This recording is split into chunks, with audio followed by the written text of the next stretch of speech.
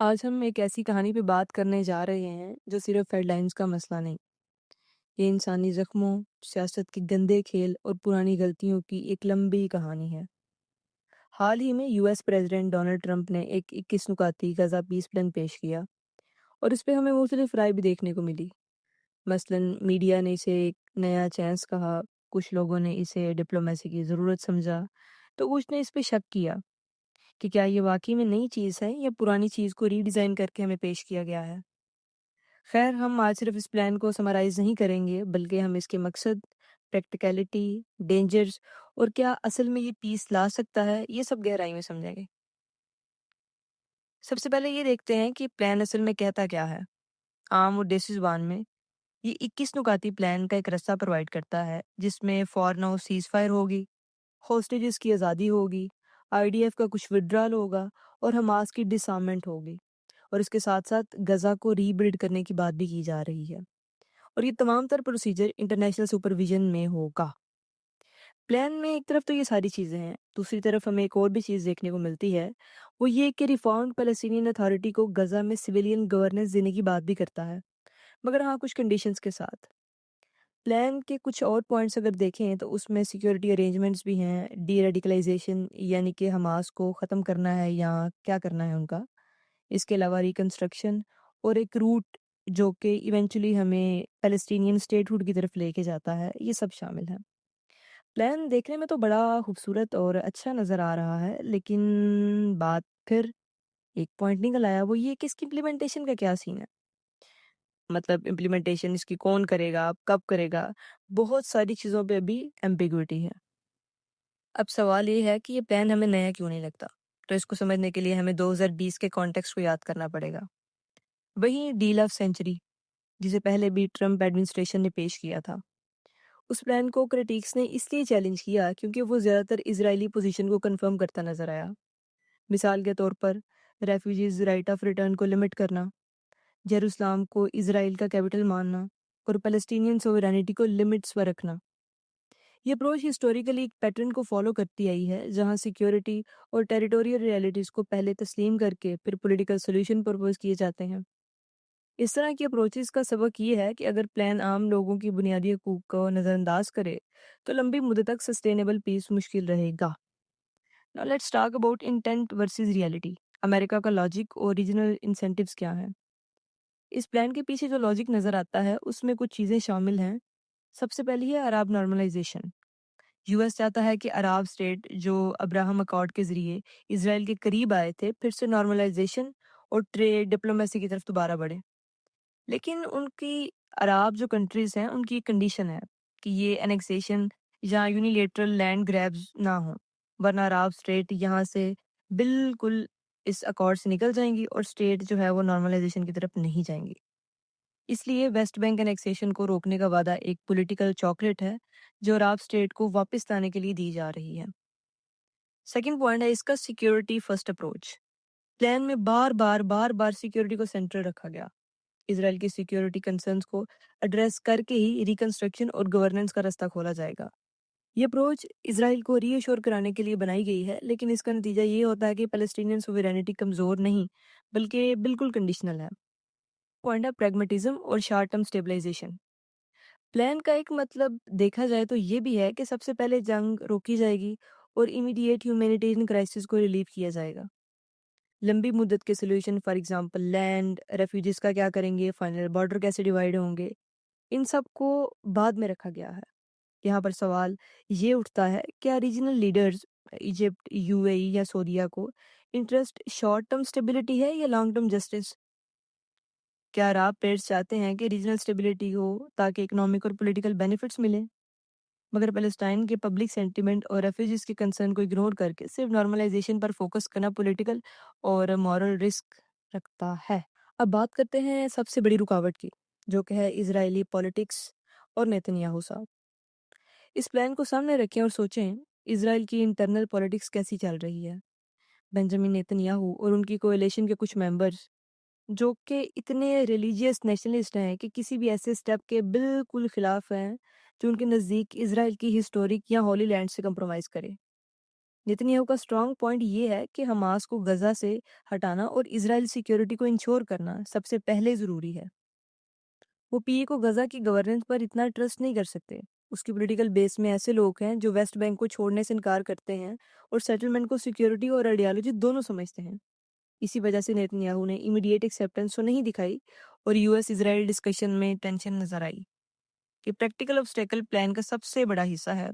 अगर Israeli leadership internal coalition politics की वजह से प्लान एक्सेप्ट नहीं करेगी तो इम्प्लीमेंटेशन मुश्किल हो जाएगी, ये शायद नामुमकिन भी।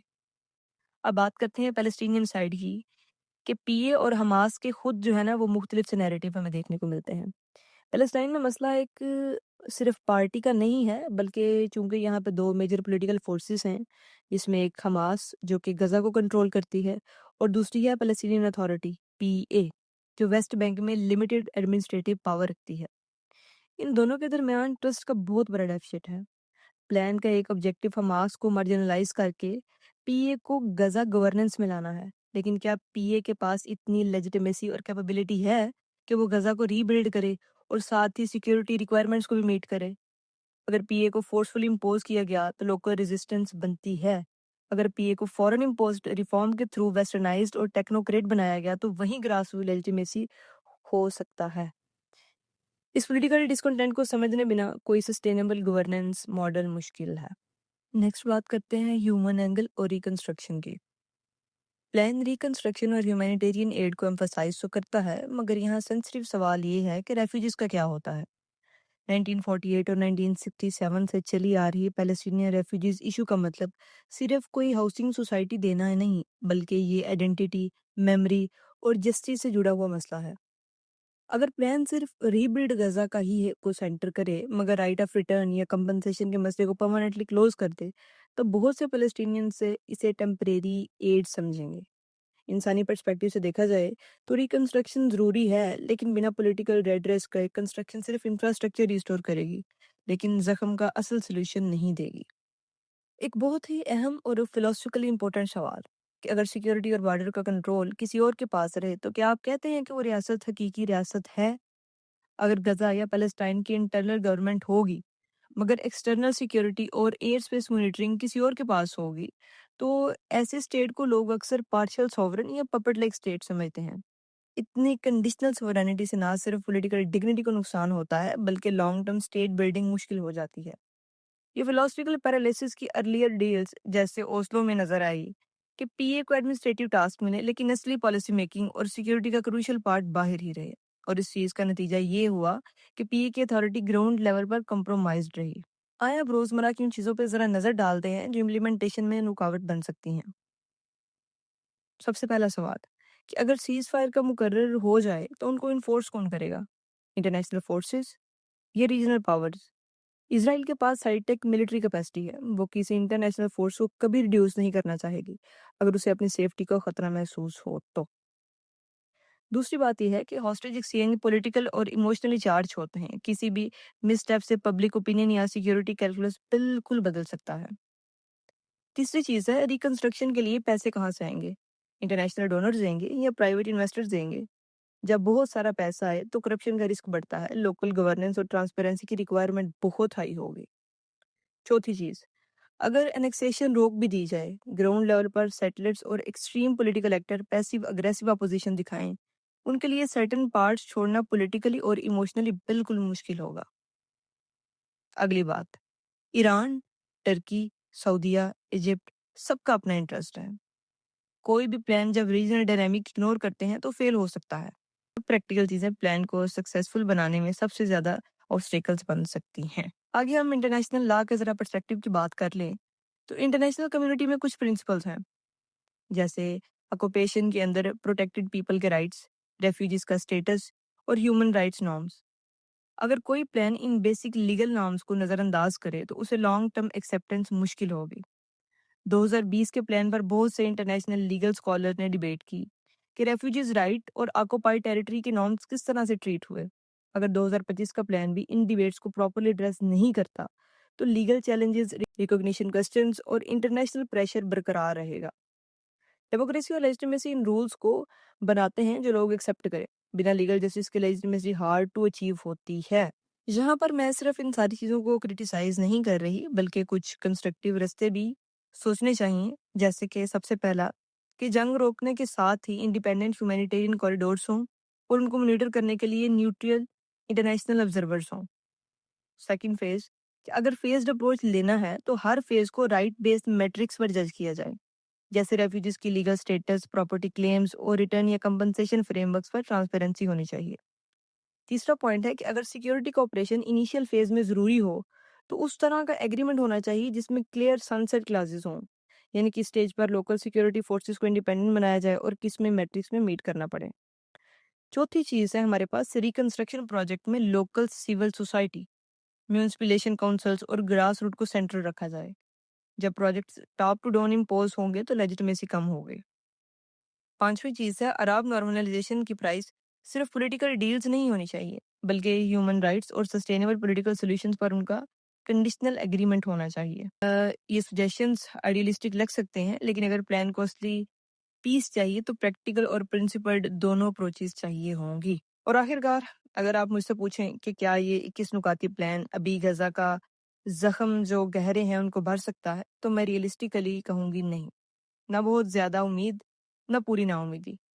ये प्लान ह्यूमैनिटेरियन क्राइसिस का थोड़ा रिलीव तो कर सकता है, लेकिन अगर इमीडिएट स्टेप लिए जाएं, मगर लॉन्ग टर्म जस्टिस, रेफ्यूजीज के राइट और ट्रू पॉलिटिकल सोवरेनिटी को इग्नोर किया गया, तो ये सिर्फ टेम्परेरी एक बैंड साबित हो सकता है गजा के लिए। प्लान का सक्सेसफुल होना बहुत हद तक इस पर डिपेंड करता है कि इजरायली लीडरशिप कितना कोऑपरेट करते हैं। अगर इंटरनल अपोजिशन ज्यादा हुई तो प्लान कोलैप्स कर सकता है। पैलेस्टीनियन इंटरनल रिकंसाइलेशन, अगर लोकल पॉलिटिकल रिकंसाइलेशन नहीं होती तो गवर्नेंस मॉडल सस्टेनेबल नहीं होगा। और अगर रीजनल स्टेक होल्डर्स जैसे कि यूएई, इजिप्ट, सऊदीया की सिंसेरिटी, अगर वो सिर्फ नॉर्मलाइजेशन के लिए प्रेशर कर रही हों तो लेकिन जस्टिस को इग्नोर करें, तो फिर भी प्लान फ्रेजाइल रहेगा। आखिर में ये प्लान एक मौका जरूर है, लेकिन मौका अकेला काफी नहीं। अगर प्लान का मकसद सिर्फ सीज फायर और फिर स्टेटस को मास्क करना है, तो ये प्लान असली पीस नहीं ला सकता। रियल पीस तभी आएगा जब इंसाफ हो, जब रेफ्यूजीज, बॉर्डर्स और सोवरेनिटी जैसे बुनियादी मसलों का रियलिस्टिक, लीगली साउंड और इमोशनली एक्सेप्टेबल सोल्यूशन निकाला जाए। जब तक ये चीजें नहीं होंगी, कोई भी 21 पॉइंट या 100 पॉइंट का प्लान सिर्फ टेम्परेरी रिलीफ ही देगा, असल चेंज नहीं लाएगा। Thank you.